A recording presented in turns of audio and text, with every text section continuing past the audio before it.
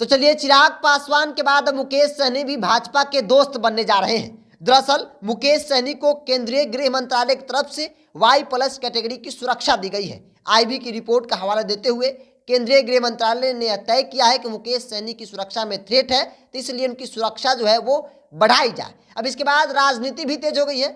अब तक मुकेश सहनी के पास दोनों गठबंधन मतलब महागठबंधन और NDA में जाने का रास्ता खुला नजर आ रहा था, लेकिन अब तेजस्वी यादव ने एक दरवाजे को बंद कर दिया है।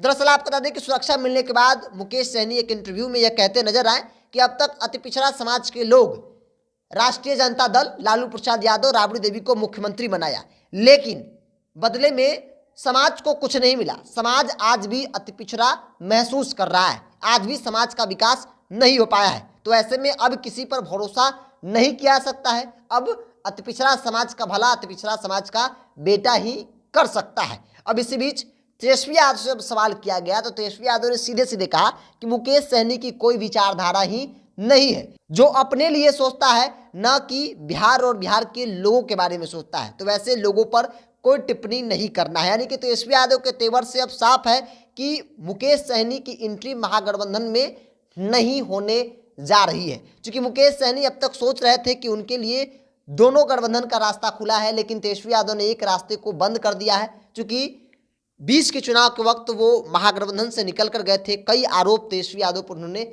लगाए थे, जिसके बाद उन्हें भारतीय जनता पार्टी जो अपने पाले में लेती है और सरकार बनने के बाद उन्हें मंत्री बनाती है। हालांकि ठीक उसी प्रकार से खंजर जो है वो उनके पीठ में घोंपा जाता है, जैसे कि उन्होंने कहा कि तेजस्वी यादव ने किया था उनके साथ।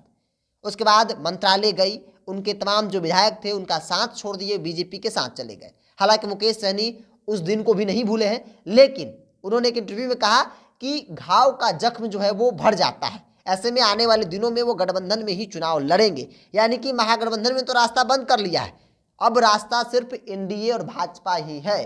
चिराग पासवान को सुरक्षा मिली, जिसके बाद ये चर्चा खूब हुई। हालांकि चिराग पासवान के बयान ही इस बात के प्रमाण है कि वो जल्द ही भाजपा के साथ गठबंधन करने वाले हैं। गठबंधन मानो हो गई है, बस औपचारिक ऐलान बाकी है। अब मुकेश सहनी की बारी है, क्योंकि केंद्रीय गृह मंत्रालय ने मुकेश सहनी की सुरक्षा बढ़ा दी है। Y+ कैटेगरी की सुरक्षा IB की रिपोर्ट के बाद जो है केंद्रीय गृह मंत्रालय की तरफ से आदेश दिया गया है कि अब मुकेश सहनी को Y+ श्रेणी की सुरक्षा मिलेगी। तो अब यह कहा जा रहा है कि मुकेश सहनी भी बीजेपी के साथ जा रहे हैं, NDA में वापसी कर रहे हैं, और दो रास्ते की जो बात हो रही थी महागठबंधन और NDA, तो ऐसे में तेजस्वी यादव ने महागठबंधन का रास्ता मुकेश सहनी के लिए बंद कर दिया और सीधे सीधे कहा कि उनका कोई विचारधारा है ही नहीं, वो सिर्फ अपने बारे में सोचते हैं, वो बिहार के लोगों के बारे में नहीं सोचते हैं। तो वैसे लोगों के लिए कोई जगह नहीं है, वैसे लोगों पर कोई टिक्का टिप्पणी मुझे नहीं करना है। हालांकि आने वाले दिनों में देखना होगा।